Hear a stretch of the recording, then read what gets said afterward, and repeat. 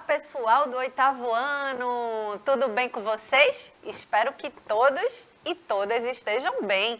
Sejam bem-vindos a mais uma aula de História, né? Eu sou professora Vanessa da Escola Municipal para Aulas Digitais e estou aqui bem acompanhada para variar, né? Contamos hoje com a presença da maravilhosa, queridíssima Helena, fazendo a interpretação de Libras, garantindo a acessibilidade. A gente conta também com a galera massa aqui na produção, né? Toda a galera aqui, Isadora, Vanessa, que é minha xará também, Juninho, um beijo bem grande. Vocês são incríveis, dá todo o suporte aqui pra gente e ajuda, certo? E hoje, gente, a gente tá com a presença ilustre de um professor que nunca mais tinha nos acompanhado aqui nas aulas, né? Olha só, eu já estava com saudade dele, viu? Olha, dá um close nele, Juninho. Chegou aqui mais uma vez o rapaz do rostinho lindo, mais uma aula de história. Eu aparecendo aqui para vocês, né? Que coisa maravilhosa, né? Ai, ai, ai, ai, ai, ai, ai, ai, ai, mais uma segunda-feira agradável aqui no Educa Recife. Eu espero que vocês aí que estão assistindo a gente pela TV Nova Nordeste e ainda não tem, você é estudante da nossa queridíssima Rede Municipal de Ensino do Recife e não tem ainda o Educa Recife, é importante ter na sua palma da mão, no seu celular. Então, Juninho sempre coloca aqui o QR Code, olha aí, ó, QR Code, Juninho, sem docinha, sem segredo, sem mistério. Está aqui o QR Code facilitando os caminhos para você ter o Educa Recife na sua mão e assim como eu aberto aqui no notebook, você pode ter na palma da sua mão e interagir aqui simultaneamente com a nossa aula.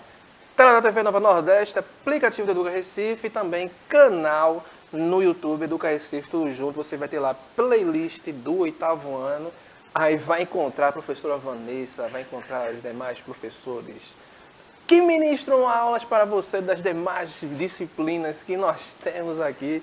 É uma festa, né, professora Vanessa? Eu espero que o pessoal interaja aí com o nosso conteúdo, né? Exatamente, é uma festa mesmo. Eu estou muito contente aqui com a presença do rostinho lindo, Ô, olha rapaz, aí. eu que estou aqui feliz, né? Olha aí, ó. Por que eu não estaria feliz, né?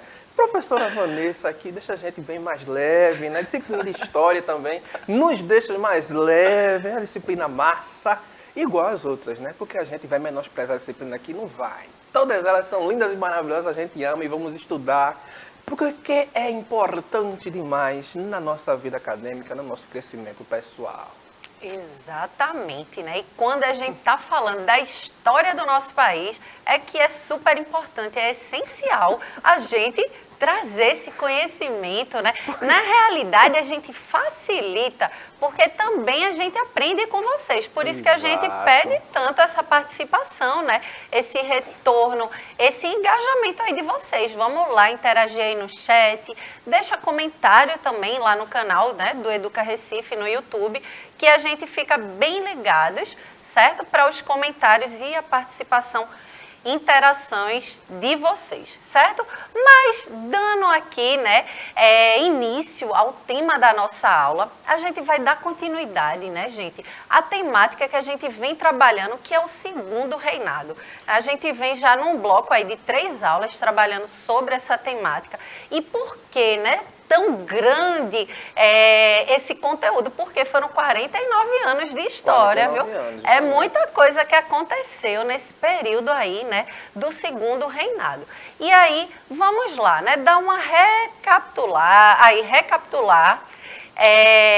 relembrar o que a gente já trabalhou, né, nas aulas anteriores, ok? Então, vejam só aí, o colega aí, o rapaz, dizendo assim, vamos relembrar? Então, vamos embora aqui junto com a gente. A gente entendeu, né, nas aulas passadas, que a política do segundo reinado, o Dom Pedro II, né, ele tinha um desafio muito grande. A gente viu que durante o período da regência, a política ali estava muito instável, né? E aí, quando ele chega, assume o trono, ele precisava estabelecer uma política, né? E aí, qual era o papel ali, né, dele fazer conciliar os dois grandes partidos, né, políticos que existiam na época. Existia o Partido Liberal e o Partido Conservador. Só que a gente viu, né, que esses dois partidos, eles pertenciam a um grupo, né, que era o grupo dos fazendeiros, né, cafeicultores, né, dos grandes produtores ali de café, que era aquele produto que girou, né, moveu a economia daquele período, certo? Então, qual era a frase famosa que existia, né? A gente falou aqui que esses dois partidos faziam parte, eram farinha do mesmo saco, como se diz a história, né? Não tinha muita coisa diferente, não. Veja, inclusive aí tem na telinha, vejam só em tela cheia. Não existia nada mais liberal que um conservador no poder, né? Era uma frase bem famosa que circulava na época. E aí, vamos ver aí. E aí essa garota pergunta, né? E por que se organizar em partidos diferentes? E aí, professora, por que se organizaram? Se eles vinham, né, dos mesmos grupos ali de grandes produtores, né, de café, fazendeiros, de uma elite cafeicultora, certo? Se eles tinham ideais muito parecidos, né? Por que então eles se dividiram em dois partidos, né? A única diferença que existia era o Partido Liberal queria o poder descentralizado, né? Dar mais autonomia para aquelas províncias. E o Partido Conservador tinha ideais mais conservadores e se aproximava mais daquela centralização do poder nas mãos do imperador. Então, era uma diferença mínima ali que existia entre os dois. Mas, no final das contas, né, eles queriam só os próprios interesses. Então, não tinha muita diferença não, né? Faziam parte, farinha do mesmo saco, como se diz a história, certo?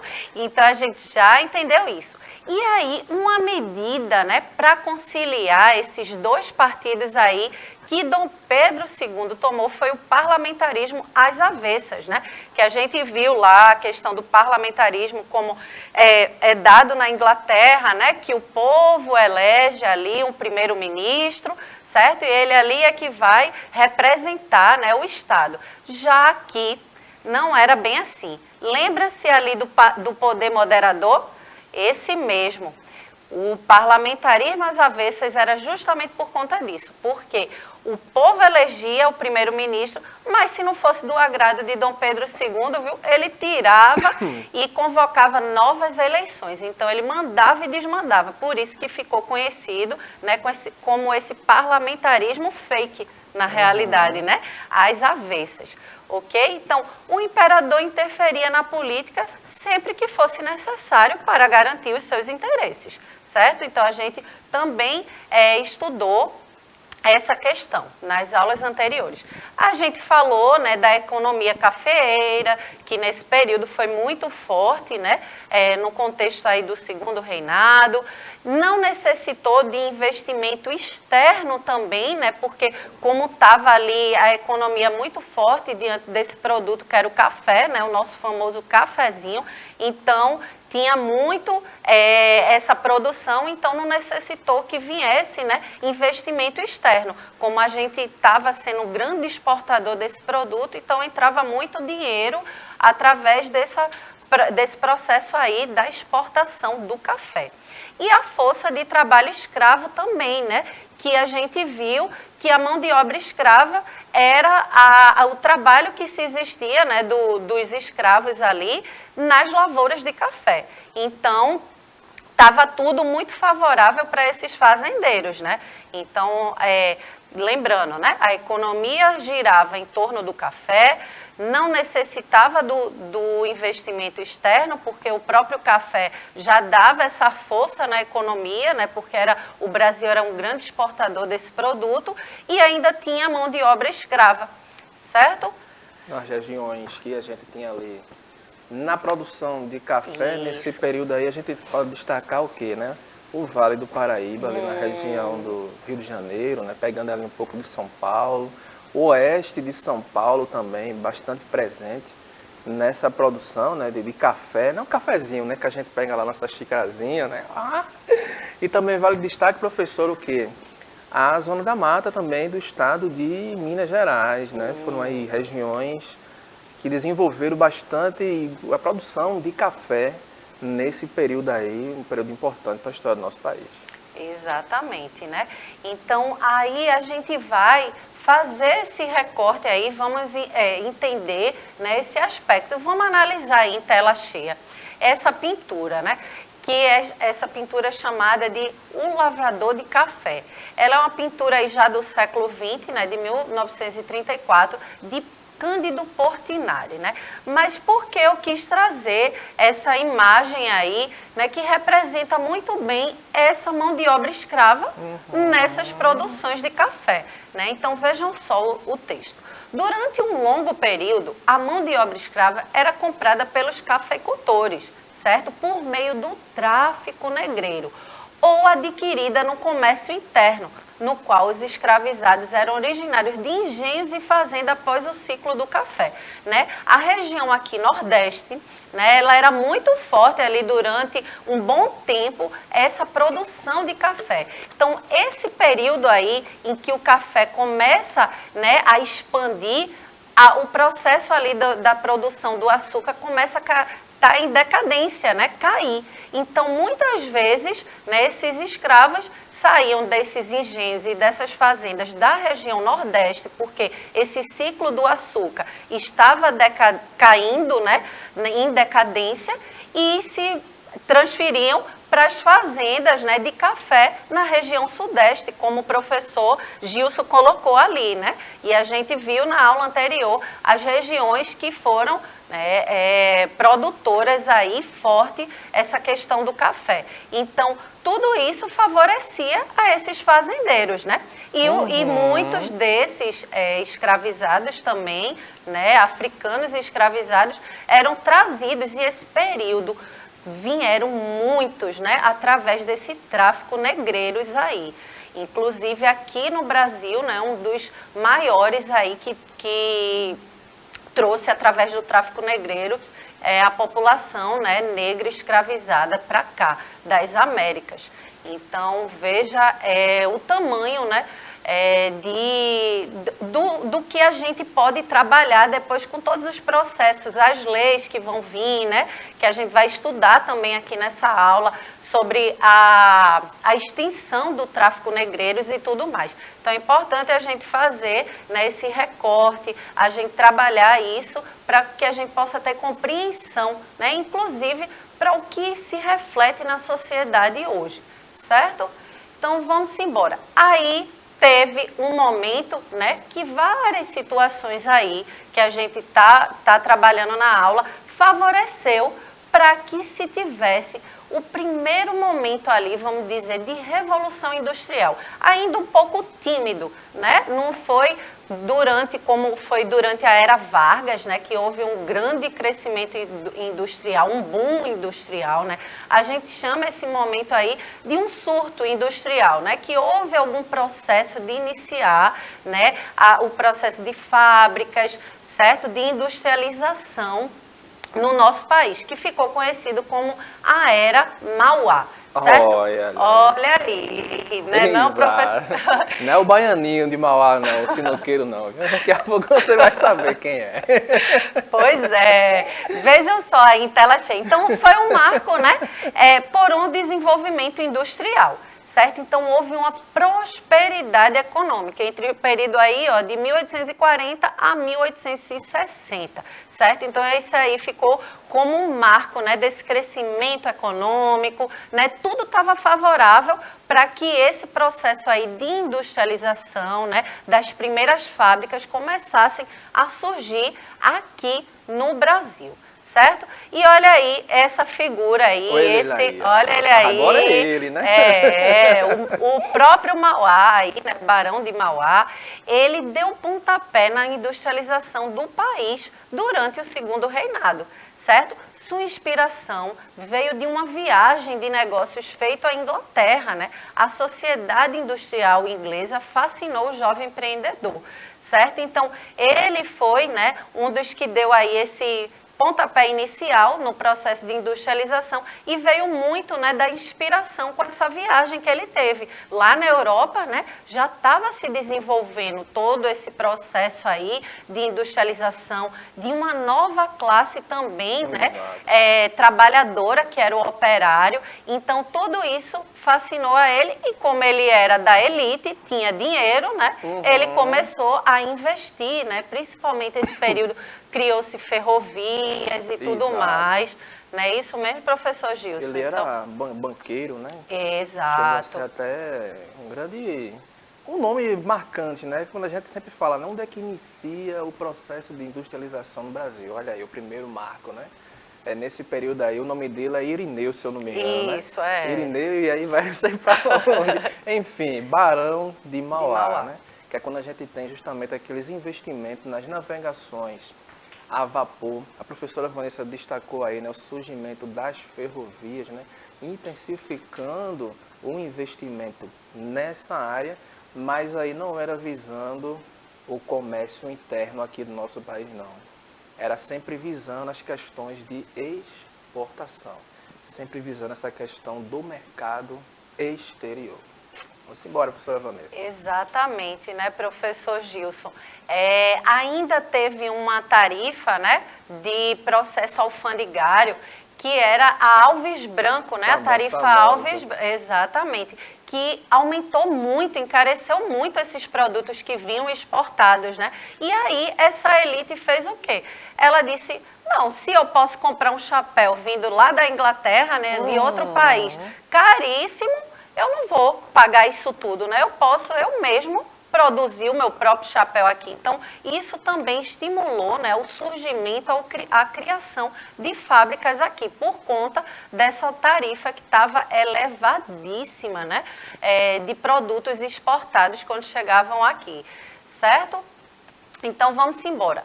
Outro acontecimento nesse período foi a Lei Eusébio de Queiroz, de 1850, certo? Então, nesse período aí, a Inglaterra pressionava para que acabasse o fim do tráfico de escravos no Atlântico, certo? Então, houve pressão inglesa pelo fim de tráfico de escravos no Atlântico, o que dificultou o acesso aos escravos.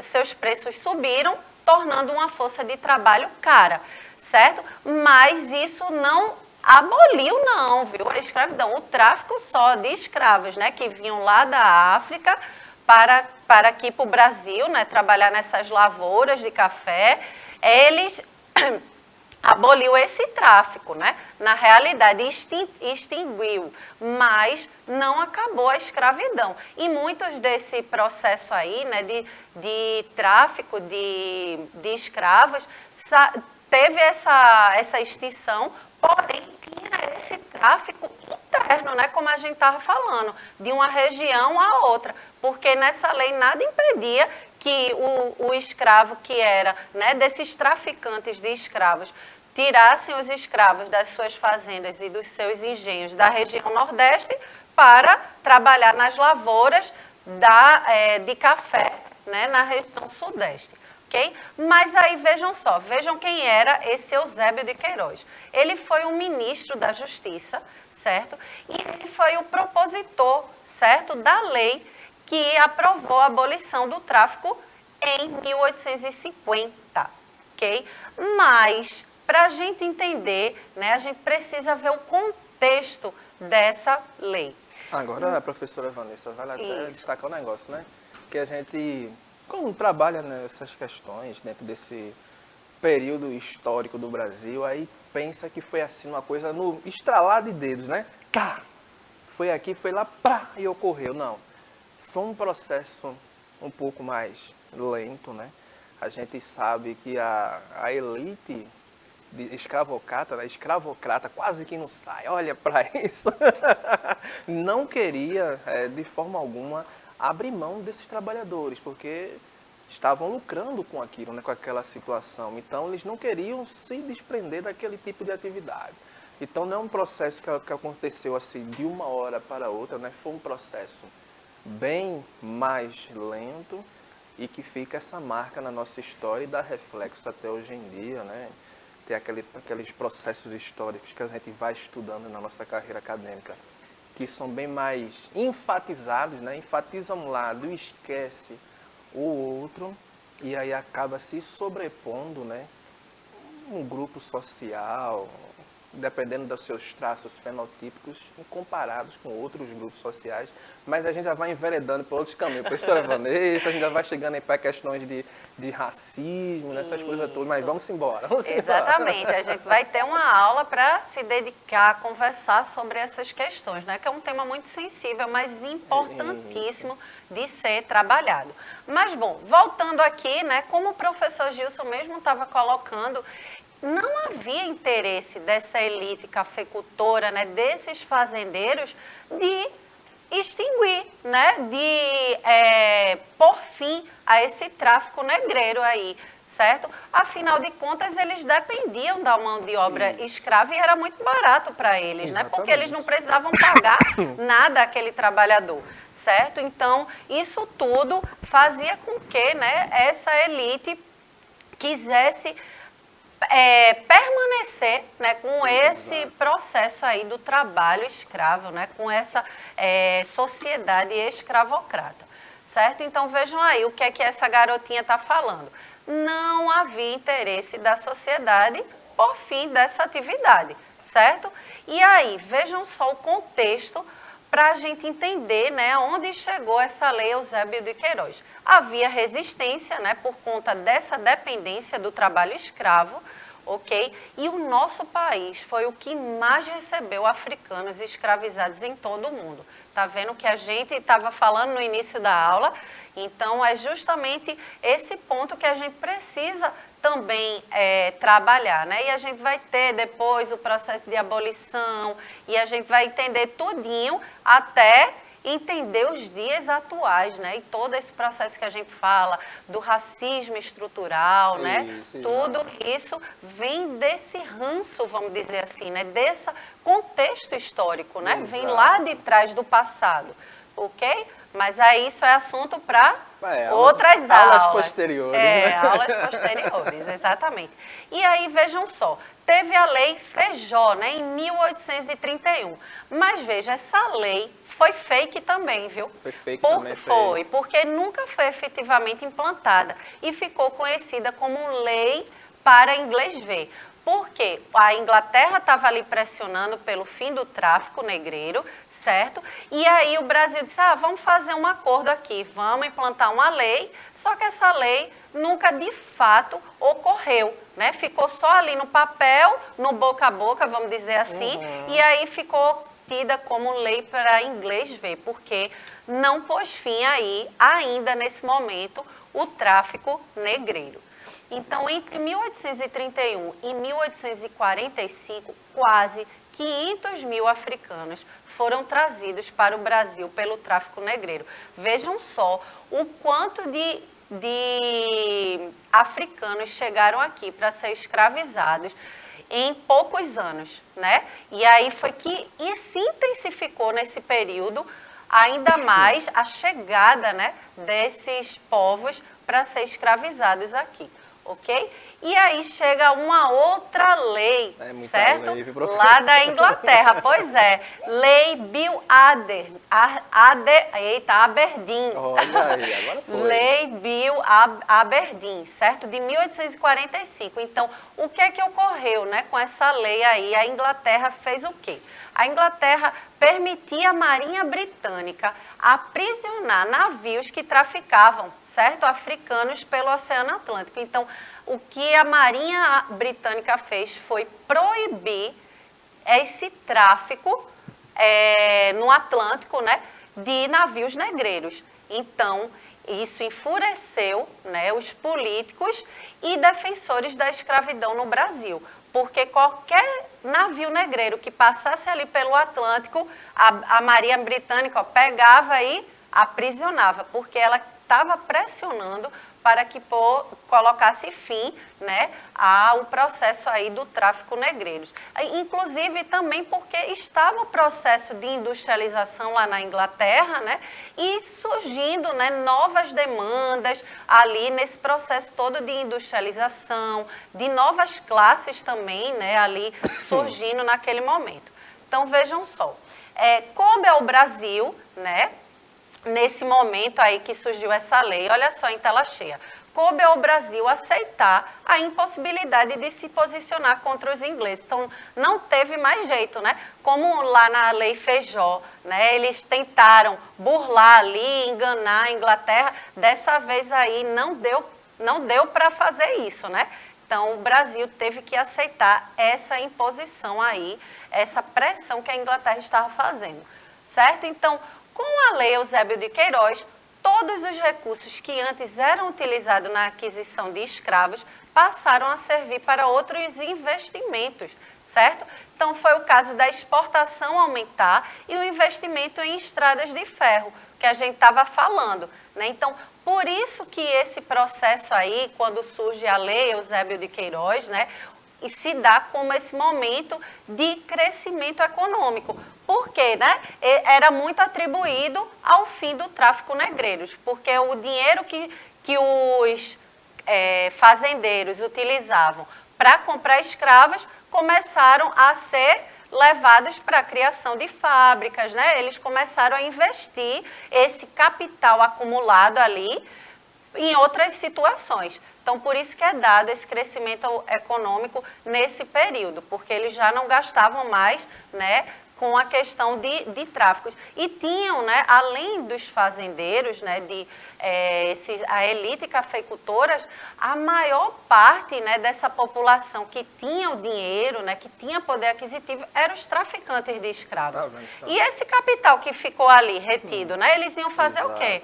Eles iam investir em fábricas e indústria. Então, por isso que há esse crescimento econômico nesse período. Certo? Mas a gente já está chegando ao fim da aula, professor Gilson. Professora, só sei que a partir daí já se ramificam outras leis, né? Tem a lei do ventre livre, né? Exato. Lei de sexagenários, enfim, até muito assunto ainda. Fica aguardando as nossas próximas aulas, porque até chegar naquela leizinha mais famosa, passa por vários outros processos, viu? Gente, foi um prazer estar aqui em mais uma aula de história. Um beijo do rostinho lindo. Até o próximo encontro, pessoal. Ô, gente, a gente vai ficando por aqui. Obrigada, Helena. Obrigada, professor Gilson. Um beijo para vocês e até a próxima aula. Tchau, tchau.